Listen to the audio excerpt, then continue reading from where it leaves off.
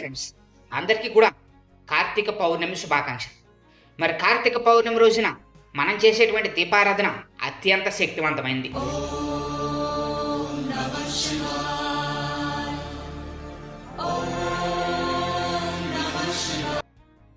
ఈ రోజున 365 ఒత్తులతో దీపారాధన అయితే చేయవలసి ఉంటుంది.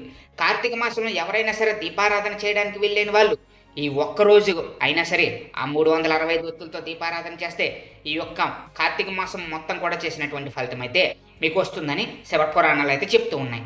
అందుకే ఈరోజు ఈ 325 ఒత్తుల దీపాన్ని శివాలయంలో కానీ, విష్ణాలయంలో కానీ, అలాగే తులసి కోట దగ్గర కానీ వెలిగిస్తే మీకు కార్తీక మాసంలో చేసినటువంటి దీపారాధన ఫలితం అయితే లభిస్తుంది.